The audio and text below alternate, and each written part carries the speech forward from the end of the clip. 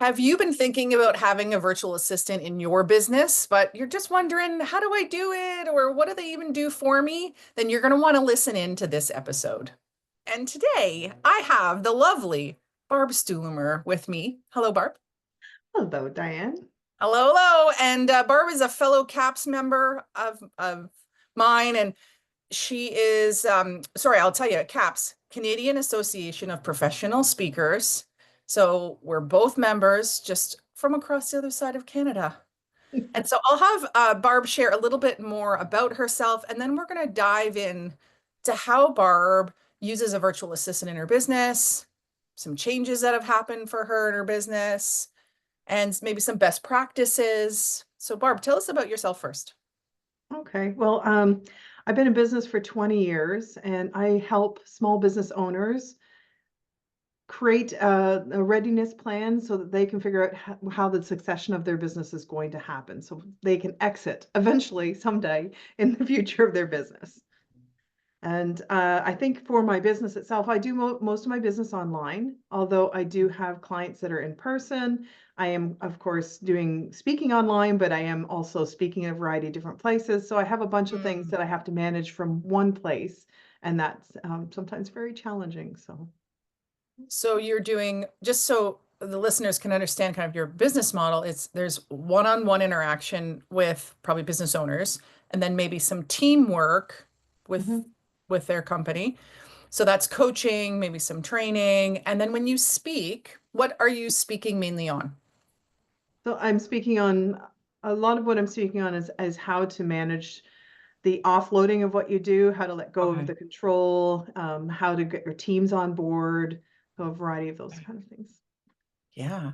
Okay. We're gonna have to do a separate episode where we dial into that a little bit Yeah. more because now I have all How these change questions. how change happens inside a business is kind of the general oversight on that. Yeah. Yeah. Yeah. Okay. Well, Another time. planted the seed for me that I'm like, I need to hear more about that. But let's dive into, so you have a virtual assistant through the Virtual Assistant Made Easy program. And one thing I'm curious about is what motivated you to have a virtual assistant for your business? Yeah. I had I had made a change in my life by going back to school and getting an MBA in the middle of I started just before the pandemic, and then the pandemic happened, and I went to get an MBA in change and leadership, which was perfect timing, I guess. But Yes. when I finished, I needed to change what my business looked like and what my focus was. So my focus change was to go specifically and helping people with the exit strategies. And I recognized that I really wanted to step things up. My youngest Mm. child had moved out of home, so I didn't have the same, requirements of my time.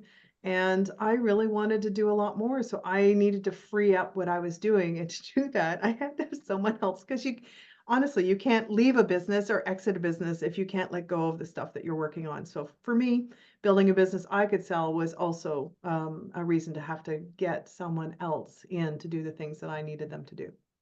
Yeah. That's definitely a quotable there.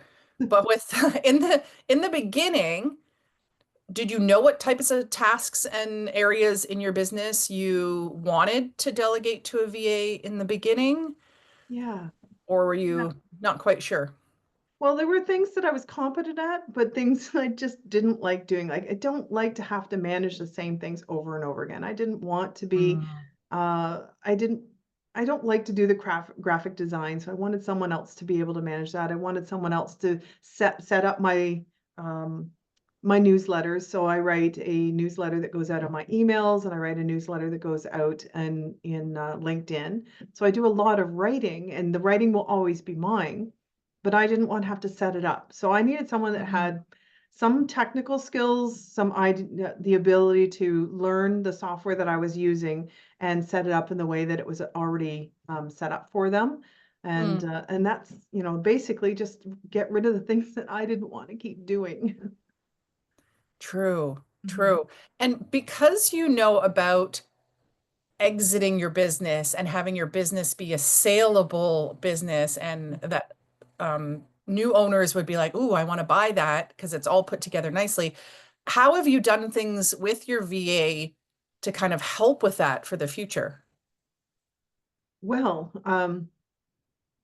I think you were a huge part of that, and thank you, Diane, Okay. because because your systems, you are a systems person, you had created systems, and being able to set up a way for us to communicate really well was important. So I Mhm. believe in having a communication where the person knows what's going on. I like to have uh, what do you call uh, procedures, and I Yeah. just find procedures are really dry, hard to follow. You have to look them up, and you gave us a Trello board, which has been a godsend for as far as how to manage the communications that go on Mm. between us. uh, I have gone through and set up all the checklists, so I know what it takes to go through and do something. I created videos on Loom, which you also recommended, that walk through the process so they could look at it any time and go back and go, okay, that's where it is. We use that as a template to do that each time we Mm. want to create the next email newsletter or the next LinkedIn newsletter, so that she has the whole list, she can check them off, and she can make sure that things that are for me to look after. I mean, if I don't check off something and she goes, okay, you haven't done the introduction yet. As we Poke, get poke. into our flow, right, she's Yeah. got something that she can look at. But it also means that as we get better at what we're doing, we're not, I'm not standing over top of her micromanaging what she has to do. And she can find, if she finds a better way to do something, and she has with some things, because she works slightly different in a different way, then she makes the changes. And if we get the same outcome, I'm all good with that. Yeah. So I'm hearing videos, checklists, a project management board, SOPs, standard operating procedures. These would be something that a future owner would be looking for to know, can I replicate? Can I continue to work well in this business because the business has everything laid out? And even if someone's not trying to sell, you need to have these things. You need to have them in Yes. place. Yes, yes. And think about it. If my VA decides that they don't want to be, they're going to move on, they're going to do something different, and I have to retrain someone and bring them in, and that's always the challenge for a business owner is, when you have a turnover in your people, and hopefully you don't have that often. So if you want a Yeah, valuable business, you don't want it often, but you want to make sure that the person that you're bringing in, you can easily train them. The farther away I get from doing the work myself, the less I can remember what the actual process and timing and true.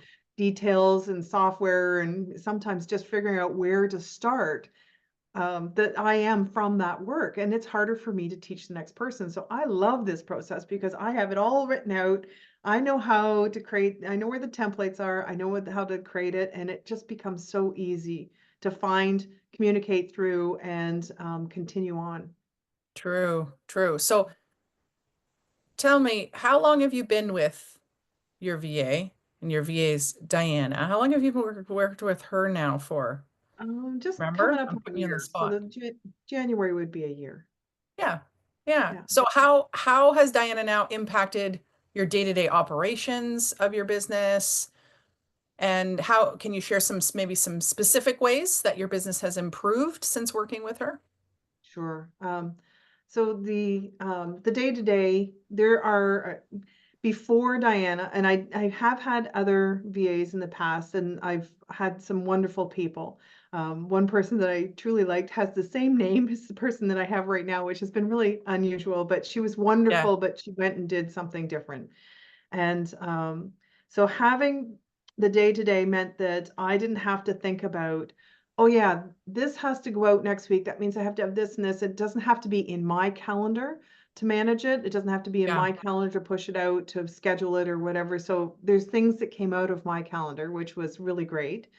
And then, some of the pieces that have been valuable. I mean, yesterday, I'm doing some updates to my LinkedIn, with thanks to Jennifer Darling. I think we were talking about, she's just wonderful. So I've been going through some components of updating my LinkedIn, and I realized that I needed a new header at the top of the LinkedIn. Mm. And for me, I would be going, okay, so I could just smash together something, which is what was already on there. And by smashed, it did kind of look like someone had smashed something.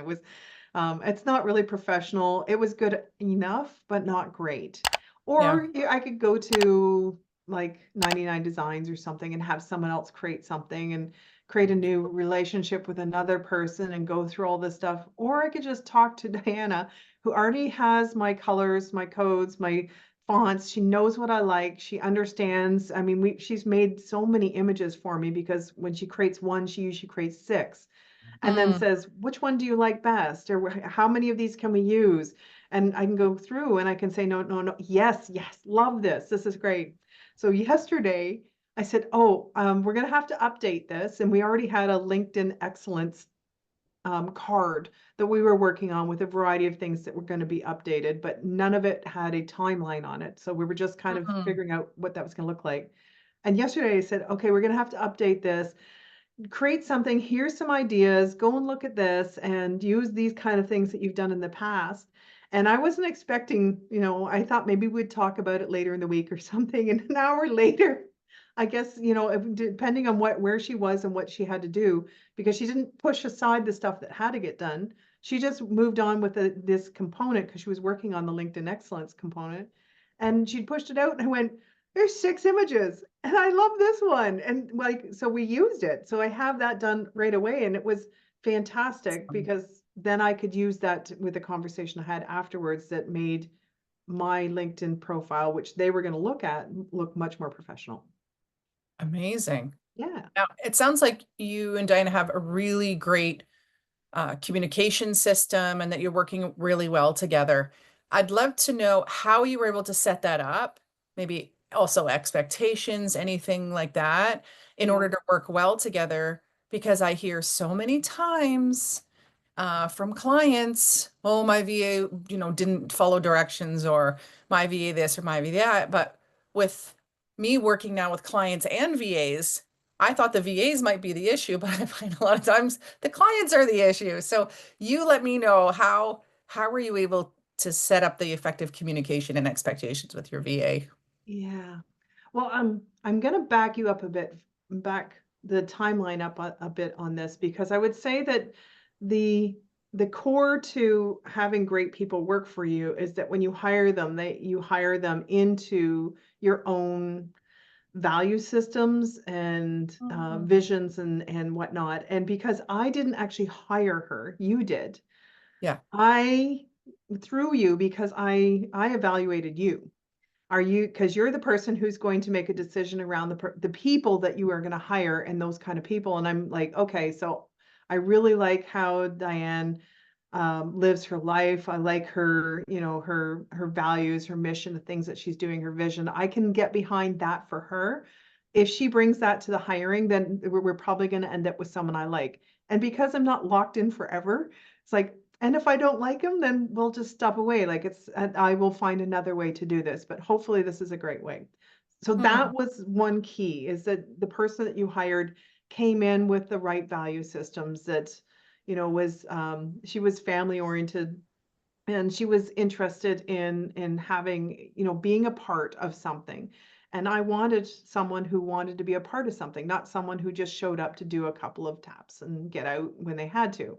So that in itself set the ground for how we were going to communicate and what our relationship was going to look like. Hmm. The second part of this is that I don't believe you can have a full relationship with someone with never talking to them. So I love that we have these boards, we have great communications, we do have some conversations, but I wanted to know Diana.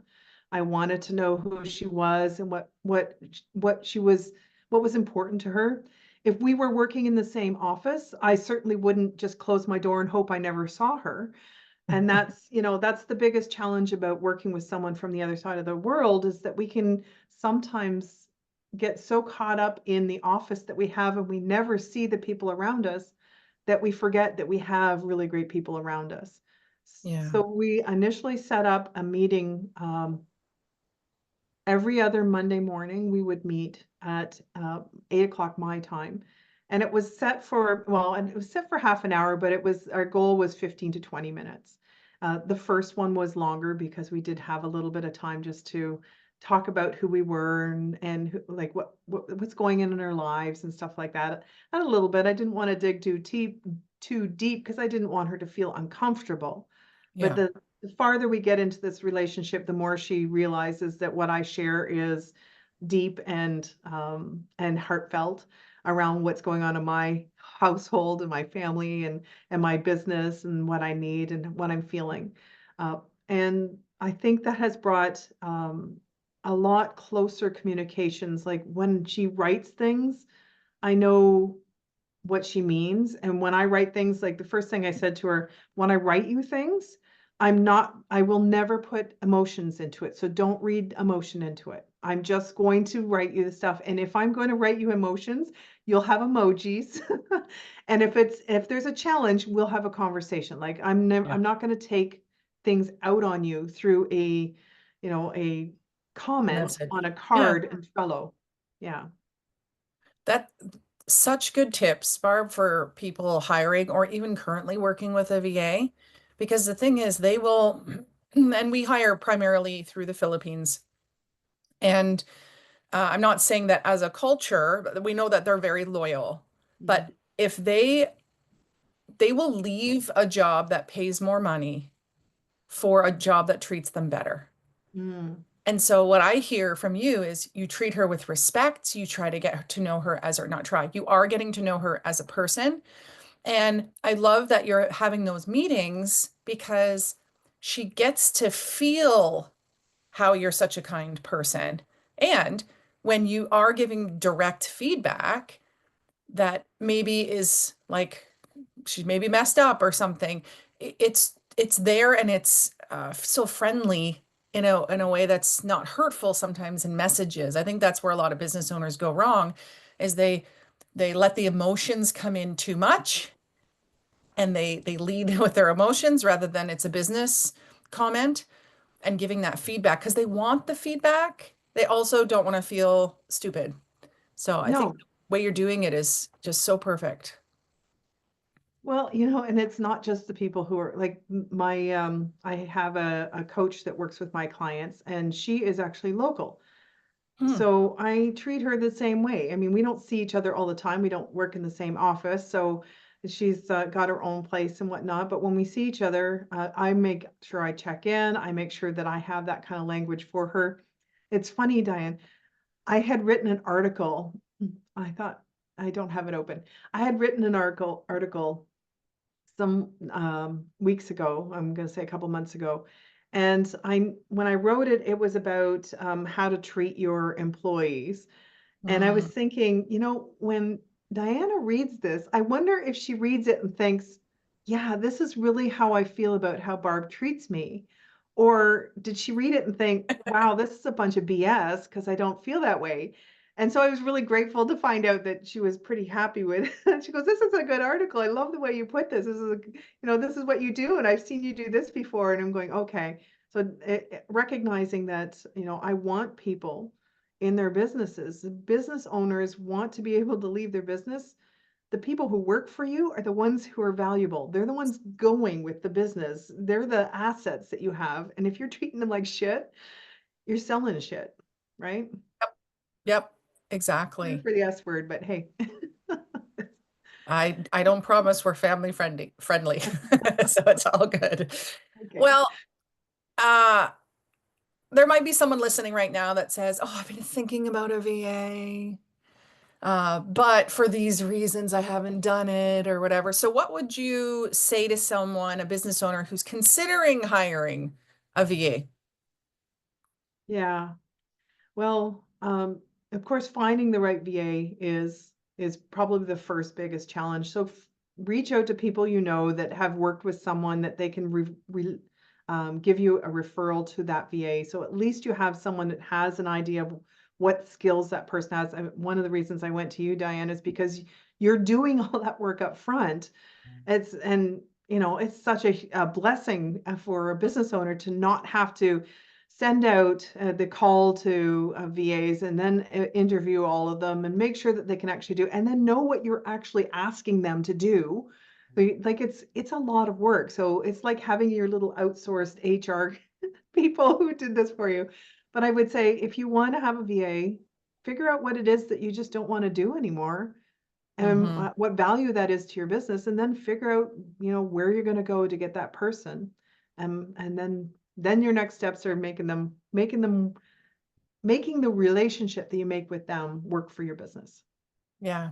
Yeah. Great advice. So in a moment, I'm going to ask if you have any final comments, and just wanted to connect with what you were saying there, and pulling in what you said before around figuring out your own values that you have, and then going and hiring according to that.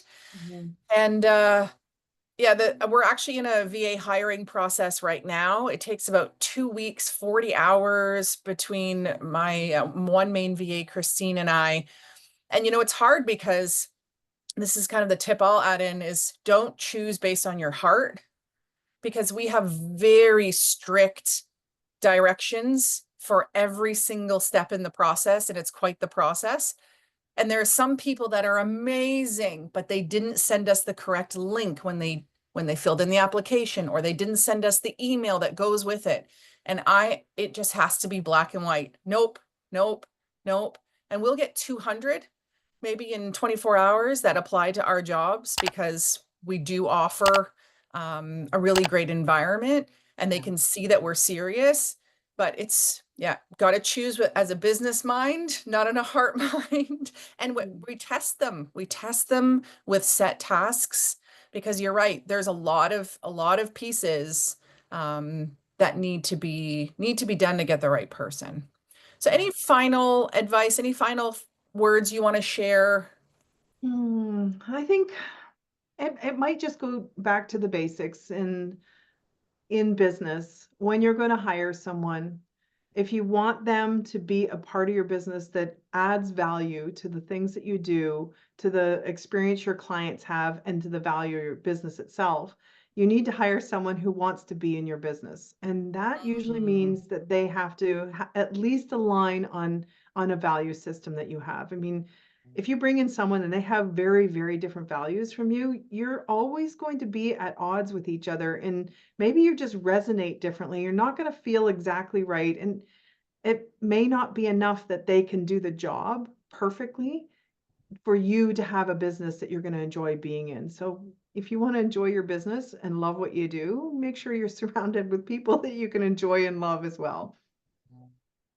Good tips. Good tips. Well, congratulations on working so well with your VA and having success in your business. Can you give a shout out to your business name and website? Blitz Business Success, and it's blitzbusinesssuccess.com. So that's BLITZ, businesssuccess.com. Thank you. Amazing. And also, if you want to send us maybe the link to that article that you referenced today, that would be amazing. What we'll do is we'll make sure that all of Barb's contact information, her bio, everything are in the notes, link to her website, link to the show note, link to her article, so that you can learn more about Barb, because, maybe you're in that point where you're thinking, 5-10 years from now, I'm going to sell my business, or in the next year, I'm going to sell my business. I need to figure out how to do that. And Barb is a really perfect choice for you, at least to get that conversation going, and then to see how her and her business can support you in that transition. So thank you everyone for listening. If you are now thinking, I want my VA, we do have an information session coming up, and all the information will be in the notes. It's how to build your business and reach your goals with the help of a virtual assistant using the Virtual Assistant Made Easy program that we have. And so if you have any questions or want to chat with me about it, email me, Diane@DianeRolston.com. Until next time, everyone, stay dynamic. Bye.